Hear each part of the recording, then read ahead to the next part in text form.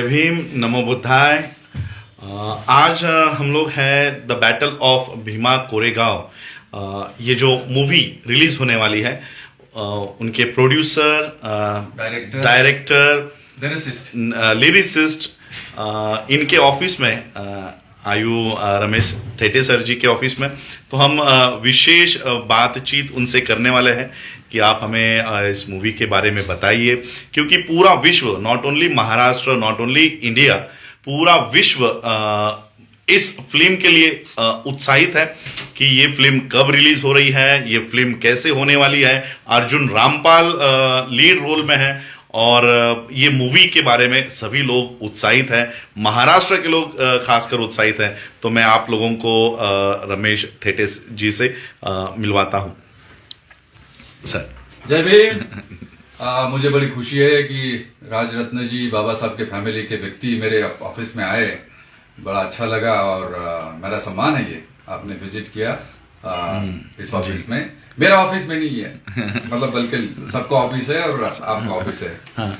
और मैं इतना ही कहना चाहता हूं, ये जो फिल्म है ये बाबा साहब के विचारों को ध्यान में रखते हुए इसका जो नैरेटिव है वो नैरेटिव हमने सेट किया। देखिए, film Bhima Koregaon, the battle of Bhima Koregaon war film है ऐसा माना जाता है, लेकिन मैं ये कहना चाहता हूं this is not only a war film, this is a socio war film. तब की परिस्थिति और आज की परिस्थिति में क्या अंतर था। आखिर ये 500 महारों को, पेशवा बाजीराव दूसरा की 28,000 की फौज को हराने का क्यों जुनून उनके दिमाग पर सवार था और क्यों हराया, कैसे संभव हुआ ये? 500 लोग 28,000 को हराएंगे, ये कैसे संभव है? इसके लिए तत्कालीन परिस्थिति कारणीभूत थी। इसका जो कारण था वो एक दिन का कारण नहीं था। एक दिन में ये लड़ाई जो हुई थी, एक दिन की हुई जरूर है, लेकिन इसके पीछे की कहानी बहुत बड़ी लंबी है। और बल्कि ये दो सेनाओं के बीच की लड़ाई नहीं थी, दो संस्कृतियों के बीच की लड़ाई थी। एक समानता और दूसरी असमानता। तो दोनों जो लड़ाई हुई, समानता वाले जीते, असमानता वाले हारे। और यही इस फिल्म की खासियत है। आप देखेंगे और आपको मजा आएगा। कभी आपको लगेगा कि ये क्या हो रहा है, और कभी लगेगा इसको काट डालूं। कभी आपके रोंगटे खड़े हो जाएंगे, कभी आपके आंखों में आंसू आ जाएंगे, लेकिन आप इस फिल्म को इतना एंजॉय करेंगे, इतना आपको अच्छा लगेगा ये मेरी फिल्म है और ये वाकई इस समाज की फिल्म है, ये आपकी फिल्म है, ये मेरी फिल्म नहीं है, आपकी फिल्म है जी। सर, ये हिंदी में रिलीज हो रही है जी, और साउथ के लोग भी इसे देखना चाहते हैं। मेरे पास बहुत सारे साउथ के लोग मैसेज देते हैं कि हमें भी हिंदी उन्हें इतनी समझ में नहीं आती, तो उनके लिए आपका क्या नियोजन है? मेरा नियोजन ये है कि कर्नाटका से बहुत मुझे फोन आए, ईमेल्स आए, मैसेजेस आए कि साहब इसको कन्नड़ में आप डब करो। और मैंने ऑलरेडी निर्णय लिया है ये कन्नड़ में, तेलुगु में और तमिल में भी डब करके इसको रिलीज किया जाए। बहुत बढ़िया, बहुत बढ़िया। और इसे ओवरसीज में भी आपका लेके जाने का प्लान है? जी, वर्ल्ड वाइड इसको रिलीज करेंगे। अमेरिका, इंग्लैंड, जापान, ये तो 3 कंट्रीज तो ही हमारे, थाईलैंड और भी कंट्रीज में इसको रिलीज करेंगे। और ये वाकई इंटरनेशनल फिल्म है। नाइस, बहुत। और वही हम आपके इस प्रोजेक्ट को तहे दिल से मंगल कामनाएं देते हैं। और सिर्फ भीमा कोरेगांव का ही नहीं, हमारी सर से बात हो रही थी तो the battle of Bhima Koregaon ये सिर्फ आखिरी प्रोजेक्ट नहीं है, बल्कि ये पहला प्रोजेक्ट है और यहां से प्रोजेक्ट शुरू होते जाने वाले हैं। और सर की जो थीम है बाबा साहब के विचारों को इस माध्यम से लोगों के सामने लेकर आने की, मैं सर से पूछूंगा कि आप वो लोगों को बताइए और लोग इससे कैसे जुड़ सके। क्योंकि ये जो इंडस्ट्री है, फिल्म इंडस्ट्री, आप सभी लोग जानते हो, ये बॉलीवुड, आज हम लोग जो ये बैटल ऑफ भीमा कोरेगांव देख रहे हैं, ये बॉलीवुड की फिल्म है। तो हम बॉलीवुड के प्लेटफॉर्म पे अब कदम रख रहे हैं, तो आगे चलकर हम किस तरह से इसको इन्वॉल्व हो सकते हैं, एक सोसाइटी कैसे इन्वॉल्व हो सकती है, और बाबा साहब के आगे आप कैसे विचार लेकर आने वाले हैं?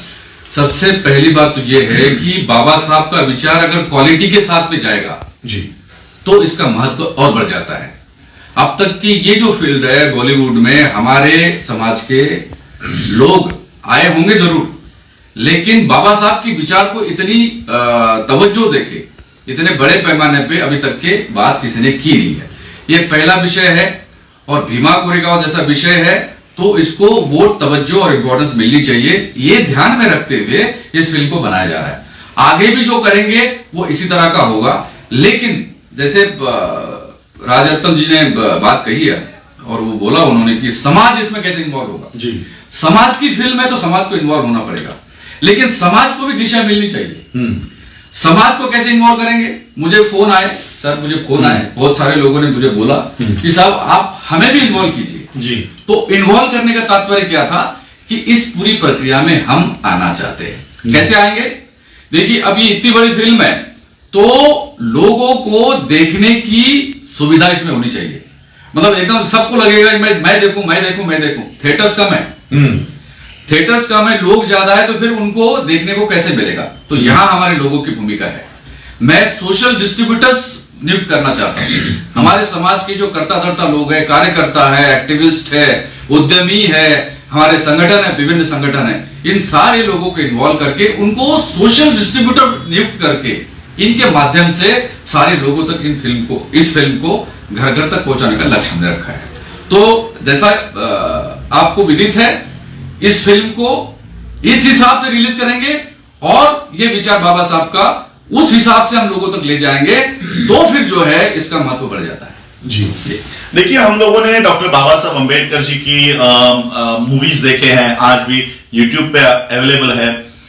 जब्बार पटेल जी के डायरेक्शन में ये मूवी बनी, लेकिन ये मूवी थी गवर्नमेंट फाइनेंस, ये गवर्नमेंट फाइनेंस मूवी थी। और फिर कहीं ना कहीं जब गवर्नमेंट इसे फाइनेंस करती है तो ऑब्वियसली गांधी को ग्लोरीफाई करती है या पटेल को ग्लोरीफाई करती है, क्योंकि पैसा उनका लगा हुआ होता है। और फिर वो कहीं ना कहीं बाबा साहब के विचारों को दबाने का काम करता है, क्योंकि जो पैसा देगा उसी की बात चलेगी। तो आज ये हम ऐसा एक प्लेटफॉर्म देख रहे हैं जहां पर पैसा भी अंबेडकरवादियों का है, पैसा भी अंबेडकराइट्स लोगों का है, पैसा भी पूरा पैसा सर ने लगाया है, और बात भी बाबा साहब की रखी हुई है। कहीं पर काट छाट नहीं किया है कि ये मुद्दा ब्राह्मणवाद के खिलाफ जा रहा है तो उसे दबा कर रखना है, ये मुद्दे को आगे नहीं लेकर जा सकते, क्योंकि यहां पर फाइनेंस हमारे हाथ में है।